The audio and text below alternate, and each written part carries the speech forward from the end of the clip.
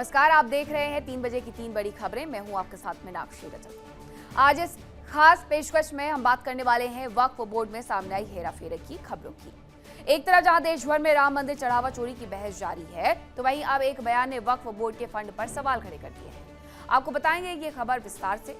दूसरी खबर के बारे में बताती हूँ, जिसमें दिल्ली दंगों के दौरान आईबी अधिकारी हत्याकांड मामले में कोर्ट ने पूर्व पार्षद रहे ताहिर हुसैन को दोषी करार दे दिया है, जिसके बाद लगातार अब दिल्ली में बीजेपी विपक्ष पर हमलावर है। कैसे ये सियासी भूचाल आ गया है, ये भी आपको बताऊंगी।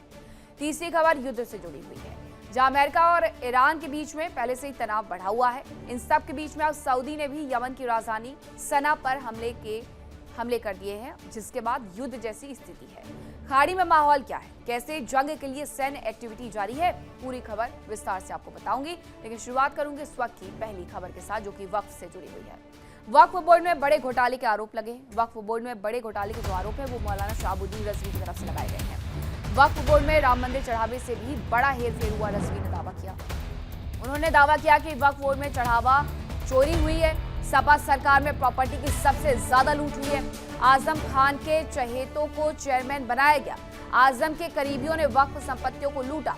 वक्फ की आमदनी से आलीशान मकान, कॉम्प्लेक्स बने। मौलाना शहाबुद्दीन ने सीएम योगी को पत्र लिखा है और वक्फ की संपत्तियों के घोटाले की जांच की मांग भी कर दी है। तो ये बड़ी बात उनकी तरफ से कही गई है कि ये सपा सरकार में सब कुछ हुआ है, अब इसकी जांच होनी चाहिए। मंशा ये थी कि इससे होने वाली आमदनी गरीब, कमजोर, लाचार, यतीम और बेवा मुसलमानों की तरक्की फलाह बहबूद के लिए खर्चा की जाए, मगर ऐसा नहीं किया। सब होने वाली जितनी भी आमदनी है वो चंद भूमाफिया और बिल्डरों के हाथ साठ गांठ करके करोड़ों की जमीनों को रेवड़ियों के भाव।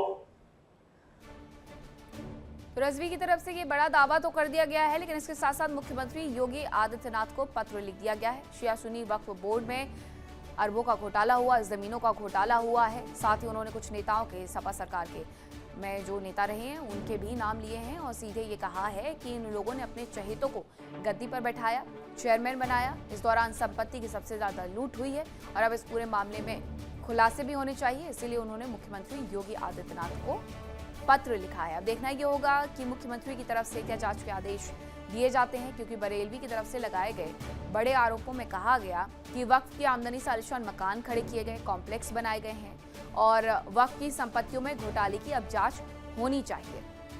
आजम के जो भी करीबी थे उन्हें वक्फ संपत्तियों को लूटने के लिए जिम्मेदार वो ठहरा रहे हैं अपने बयान में। आजम खान ने अपने चहेतों को चेयरमैन बनाया, ये उनकी तरफ से आरोप लगा है और कहा है स्पेशली कि सपा सरकार में प्रॉपर्टी की सबसे ज्यादा लूट हुई है।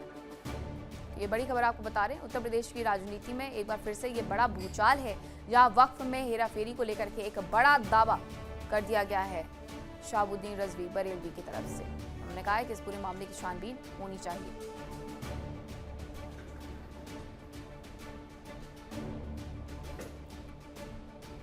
एक तरफ विपक्ष चढ़ावा चोरी मामले में सरकार पर हमलावर है, तो दूसरी तरफ ये बड़ा बयान विपक्ष को ही कटघरे में खड़ा कर रहा है। लखनऊ से हमारे साथ हमारे सहयोगी अनुज कुमार जुड़ गए हैं। अनुज, इस पूरे मामले में चिट्ठी लिखी गई है, अब आगे क्या? देखिए, पूरे मामले को लेकर एक बार फिर से वक्फ बोर्ड सुर्खियों में है, क्योंकि हमेशा गाए बगाए मंचों से सीएम योगी आदित्यनाथ वक्फ बोर्ड को लेकर अपनी बातें कहते नजर आए कि वक्फ बोर्ड में भी तमाम तरह की धांधली और घोटाले नजर आए। उसी को लेकर जो ये ऑल इंडिया मुस्लिम जमात के जो राष्ट्रीय अध्यक्ष है शहाबुद्दीन रिजवी बरेलवी ने भी सीएम योगी आदित्यनाथ को एक पत्र लिखा। उस पत्र में सपा शासन काल जब रहा, यानी जब मुलायम सिंह यादव का रहा और अखिलेश यादव का रहा, उस दौरान आजम खान के नेतृत्व में जब विभाग था, अल्पसंख्यक विभाग आजम खान के पास था, हज विभाग उनके पास था, उस दौरान जो शिया सुन्नी जो वक्फ बोर्ड थे उसके जो निदेशक थे उनके साथ मिलकर उनकी यानी आजम खान के शय पर काफी बंदरबाट हुई और जो गरीबों की जमीन थी, जिसकी बच्चों की पढ़ाई के लिए, उनकी शिक्षा के लिए, उनके रहने सहने के लिए वक्फ बोर्ड में उनके पूर्वजों ने जो दान करी थी, तो उसको लेकर अब जो वक्फ बोर्ड था वो जमीनों को औने पौने दामों में बेचना और खरीदना था। उसके लेकर कहा कि जांच बहुत बड़ा मामला है और अगर इसमें जांच होती है तो हो सकता है कि कई और बड़े नाम भी निकल करके सामने आए। अनुज, बहुत धन्यवाद आपका तमाम जानकारी के लिए।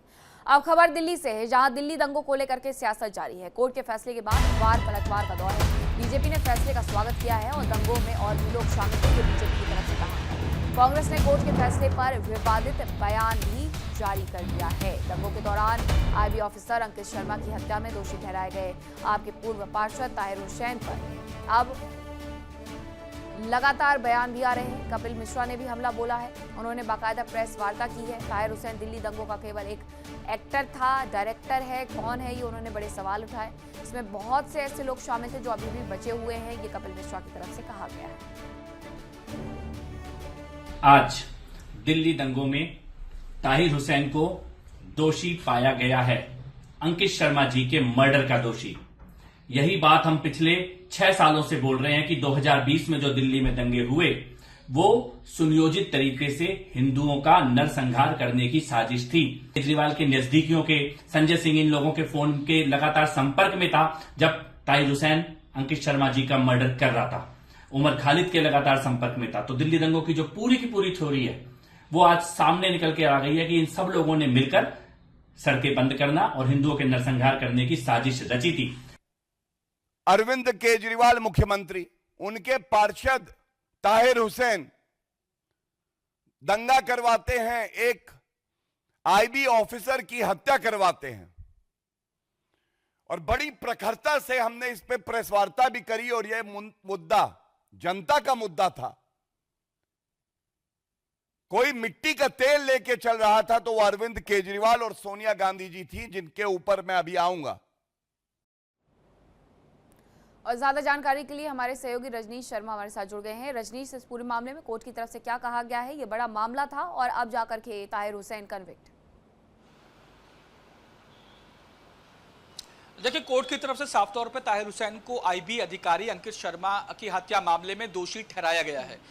बात की जाए अगर इन बातों की तो ताहिर हुसैन को जो है वो दंगा और धार्मिक वैमनस्य, अपहरण, हत्या, इन तमाम जो है वो आरोपों के साथ उसको दोषी करार दिया है। लेकिन आपराधिक साजिश रचने के जो आरोप ताहिर हुसैन पे लगे थे उससे उसे बरी कर दिया गया। यानी आपराधिक साजिश के मामले में ताहिर हुसैन बरी है, लेकिन बाकी तमाम मामलों में चाहे वो दंगा हो, अपहरण, हत्या और धार्मिक वैमनस्य, इनमें उसे दोषी पाया है। अब जब दोषी पा लिया है तो इसके बाद अब सजा सुनाएगी करकाडुमा कोर्ट। लेकिन उससे पहले जो दोषी ठहराया गया था उसकी ऑर्डर की कॉपी आरोपियों के वकील को दी जाएगी और आरोपियों के वकील उन जो ऑर्डर की कॉपी है उसके मुताबिक आगे कानूनी जो प्रक्रिया है, जो कानूनी प्रावधान है, ताकि उनके क्लाइंट को बचाया जा सके, इसके लिए तमाम स्टेप उठाए जाएंगे।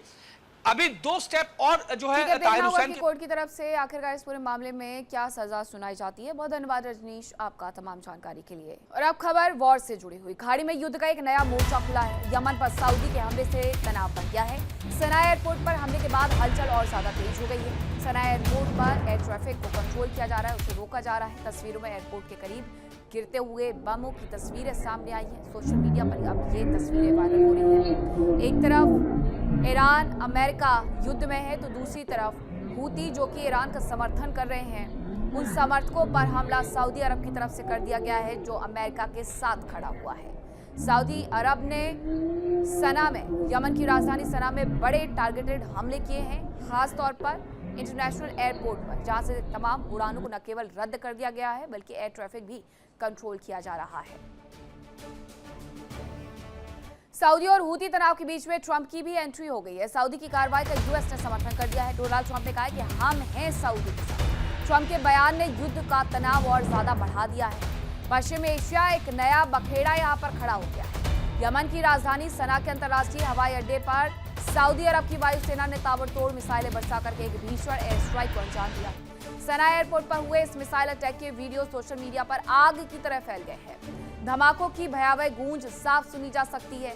इस हमले के बाद हूती विद्रोही बुरी तरीके से बौखला गए हैं। हूती कमांडर, बड़े अधिकारियों ने सऊदी अरब को खुली धमकी दी है कि इस हमले का जवाब ऐसा होगा जिससे पूरी धरती हिल उठेगी और ये जवाबी कार्रवाई बिना किसी देरी की जाएगी।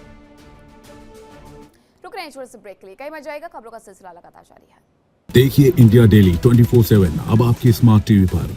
इंडिया डेली मौजूद है सभी डिजिटल प्लेटफॉर्म पर लाइव और लगातार। इंडिया डेली 24/7 हर दिन राष्ट्र को समर्पित।